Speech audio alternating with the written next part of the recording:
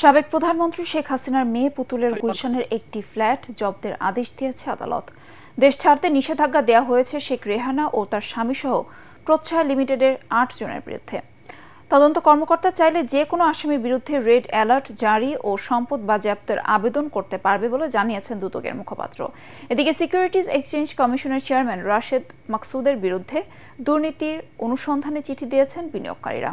Report মাহবুব কবির চপলের। গুলশান ১ নম্বরে সাবেক প্রধানমন্ত্রী শেখ হাসিনার মেয়ে সাইমা ওয়াজেদ পুতুলের নামে একটি ফ্ল্যাটের সন্ধান পায় দুদক, যার দলিল মূল্য দেখানো হয়েছে ৫৭ লাখ টাকা। সেটি যাতে তিনি হস্তান্তর করতে না পারেন সেজন্য দুদকের আবেদনে জব্দের আদেশ দিয়েছে আদালত। শুধু এটি নয়, ৫ আগস্টের পর শেখ হাসিনার পরিবারের সদস্যদের নামে থাকা ১,০৬৫ কোটি টাকা ক্রোকের আদেশ দেয় আদালত। পুতুলের বিরুদ্ধে ইন্টারপোলের মাধ্যমে গ্রেফতারি পরোয়ানা জারির আদেশও আসে। দুদকের মুখপাত্র আক্তার হোসেন বলেন, শেখ হাসিনা সহ পলাতক যে কোনো আসামির বিরুদ্ধে ইন্টারপোলের মাধ্যমে পরোয়ানা জারির আবেদন করতে পারবেন তদন্ত কর্মকর্তা।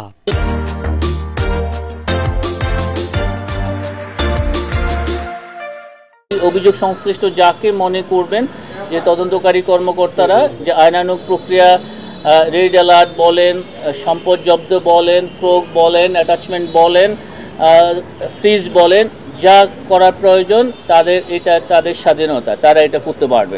এদিন Bangladesh securities and exchange commission বিএসসিসির চেয়ারম্যান খন্দকার রাশেদ মাকসুদের বিরুদ্ধে দুর্নীতির অভিযোগ অনুসন্ধানে চিঠি দিয়েছেন বিনিয়োগকারীরা। এই সরকার যখন এই রাশেদ মাকসুদকে এই চেয়ারে বসালো, অর্থাৎ সিকিউরিটি অ্যান্ড এক্সচেঞ্জ কমিশনের চেয়ারম্যান হিসেবে বসালো, তারপর থেকে কি এক জাদু মন্ত্রে উনি এই বাজারটাকে নিঃশেষ করার কি ষড়যন্ত্রে নেমেছেন, কি ষড়যন্ত্রে মেতেছেন আমরা বুঝি না।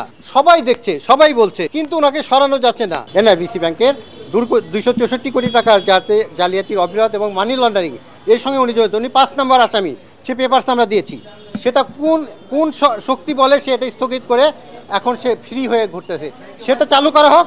এবং নতুন করে পুঁজিবাজারে যা করেছে, যে লুটতরাজ হয়েছে, যে ৮০,০০০ কোটি টাকা লুটতরাজ হয়েছে বা সেটার জন্য দুদক থেকে তদন্ত করে তার যথাযথ শাস্তির ব্যবস্থা করা হোক। যদি এই সংক্রান্ত কোনো মামলা থেকে থাকে এবং সেটা যদি তদন্তাধীন থাকে, নিশ্চয়ই আমাদের তদন্তকারী কর্মকর্তাগণ সে বিষয়ে কাজ করছেন। এদিন অর্থ আত্মসাতের অভিযোগে মুক্তিযুদ্ধ বিষয়ক মন্ত্রণালয়ের সাবেক মন্ত্রী আকম মোজাম্মেল হকের বিরুদ্ধে মামলা করেছে দুদক।